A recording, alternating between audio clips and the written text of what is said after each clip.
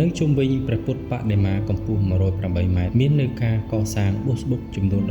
12ដែលបុស្បុកនីមួយៗត្រូវបានរចនាឡើងនៅក្នុងកម្ពស់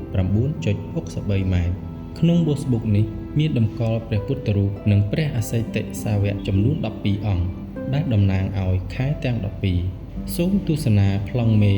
ដើម្បីជ្រាបកាន់តែច្បាស់អំពីការដាក់តម្កល់បុស្បុកទាំង12នេះបុស្បុកទី1តម្កល់ព្រះពុទ្ធប្រទានអភ័យបុស្បុកទី2តម្កល់ព្រះពុទ្ធសមាធិបុស្បុកទី3តម្កល់ព្រះពុទ្ធសម្ដែងធម្មចក្របុស្បុកទី4តម្កល់ព្រះសារីបុត្របុស្បុកទី5តម្កល់ព្រះមហាកស្សបៈបុស្បុកទី6តម្កល់ព្រះអង្គជេកបុស្បុកទី7តម្កល់ព្រះអង្គចោមបុស្បុកទី8តម្កល់ព្រះសិវលី